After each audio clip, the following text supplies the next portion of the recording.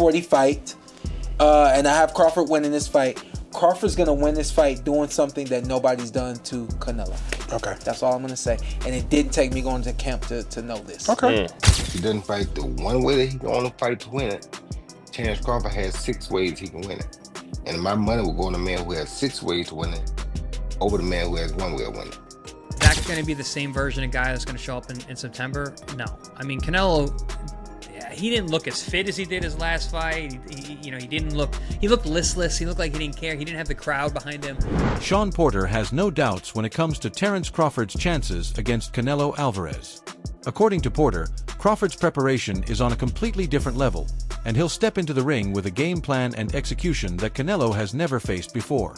Porter believes Crawford's speed, accuracy, and discipline will simply be too much for Canelo to handle, and he predicts this could turn into a historic performance, one that fans will remember as one of the most dominant victories in boxing history. Makes sense, though. If Crawford's going to win this fight, he'll surprise people in the fashion he does it in.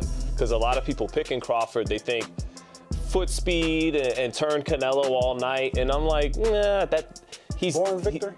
No, it's just he's definitely a lot better than the guys of the last couple years who have tried to beat Canelo that way, Billy Joe, Caleb. But even though he's better than them, it didn't, that game plan, it didn't work. So it's not gonna look like that if Crawford pulls this off. It's gonna look different than that, to your point. Roy Jones Jr., one of boxing's most respected legends, has made his stance crystal clear. He sees Terence Crawford as the more complete and versatile fighter in this matchup.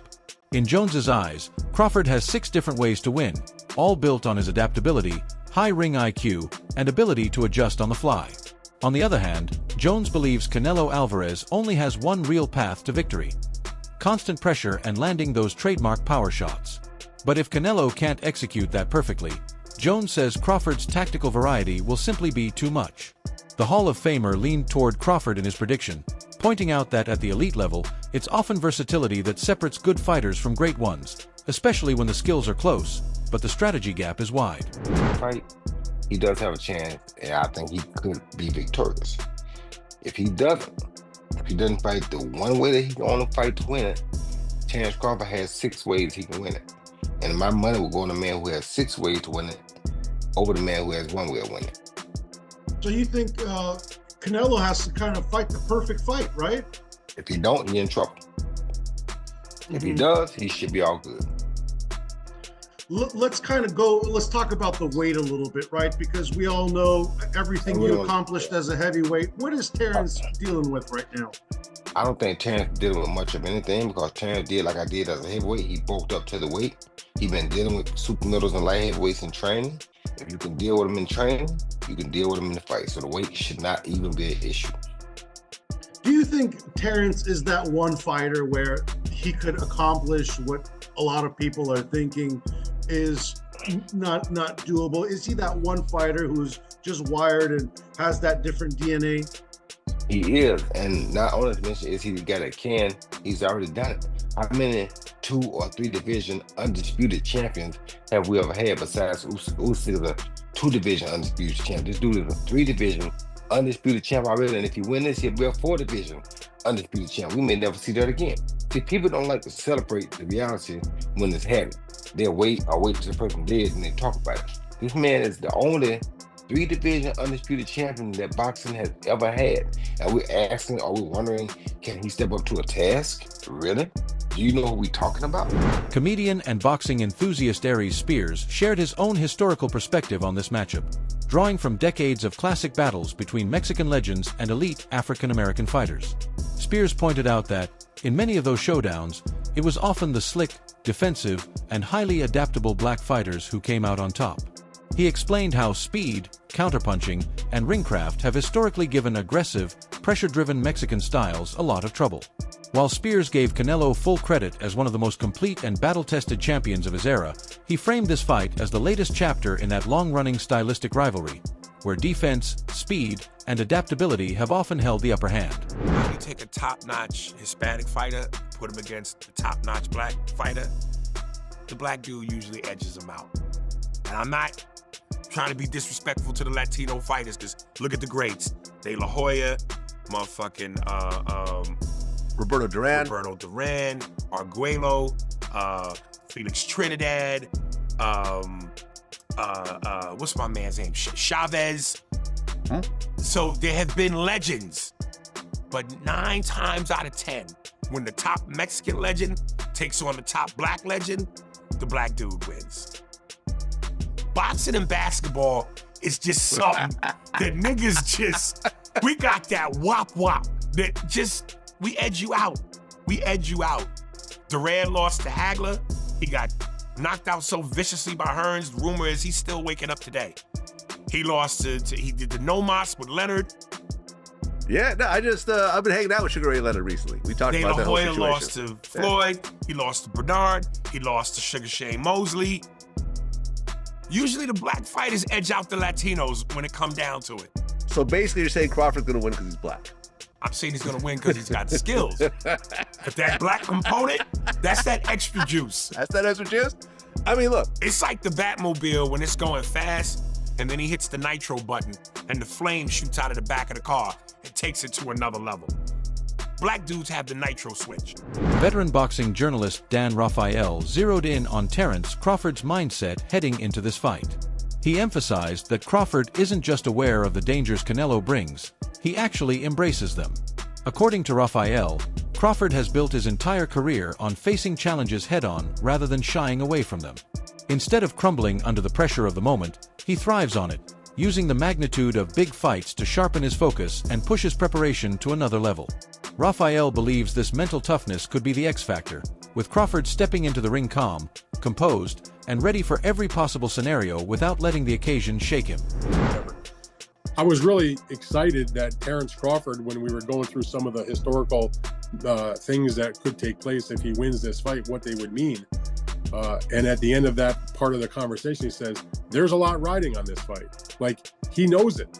I don't think he feels pressure from it. I think he embraces that. But I like to hear that the fighter understands the magnitude of this fight and embraces that and realizes, like the general public that follows boxing or the media, that this is a bigger deal than your average fight, and that he is keenly aware of that. So I love that. He was very, very well spoken, and we discussed a lot of different topics, and I think people will get a kick out of it. It's on our podcast feed. It'll be up on the YouTube channel, and I hope people check it out. Sticking with Crawford, because I've spoken to a few guys in his team, and there seems to be this mindset where they really, really believe they're going to win this fight. And obviously every fighter that goes into any fight will believe they win this fight. But do you get that impression that they're in no doubt that this goes their way? And it's a case of just turning up for a payday. Oh, absolutely. Terence Crawford has never been the kind of fighter that's just looking to take a fight to get paid.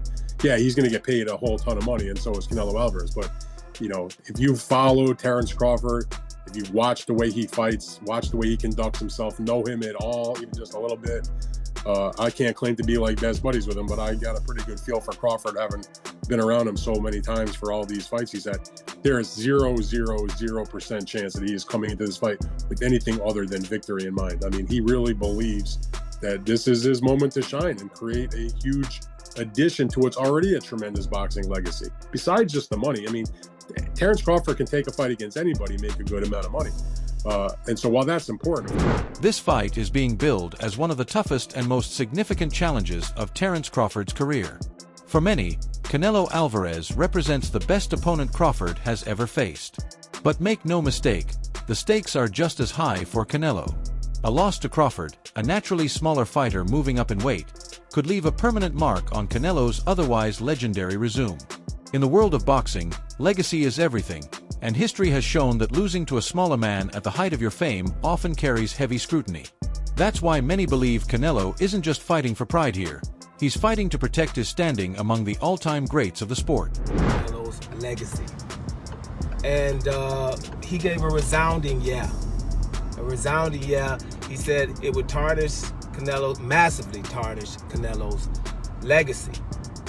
And some of the things that he said were just basically things that most of us know, just some register and make sure that other people know and others don't, right? But it would tarnish his legacy, and for the obvious reasons. One is, we know that the guy's older. Crawford's older. He's going to be 38 years old. here, right? So he's an older fighter. He's an inactive fighter, right? And most of the time, these are things that, you know, make people say that people are going to lose. Man, he's inactive. So he's pretty inactive, hasn't fought in a year, hasn't fought more than once a year in 3 to 4. Showbiz the Adult, a highly respected boxing analyst, broke down this matchup with a fair and balanced perspective, giving credit to both fighters. He emphasized that Canelo's strength, toughness, and relentless pressure have been key to his dominance over the years. His ability to take punches, set traps, and fire back with devastating counters is virtually unmatched in his division.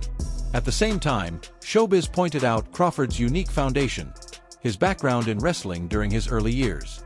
That experience, he explained, gave Crawford an extraordinary sense of balance, body positioning, and the ability to read opponents in real time.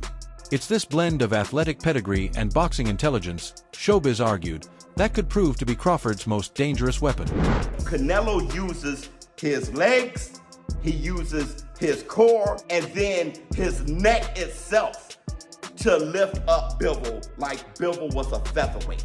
That is a huge representation of how strong Canelo is. When you look at his workouts, you can tell why he was able to do that. All these damn neck exercises that I wouldn't dare do. Okay, that stuff looks painful. The squatting and all that stuff that he's doing is exactly why Canelo Alvarez, honestly, is a strong fighter. He tried to do it again with William Skull. William Skull shook out of it, but he is a bull. Listen, Terence Bud Crawford is strong. He is, okay? And he understands leverage and he understands those things because he wrestled. Honestly, very true. But Saul Canelo Alvarez is also extremely strong. Now, let me know how you feel in the comments below. That wraps up today's video, fight fans. Make sure to stay tuned because there's plenty more coming your way. Until next time.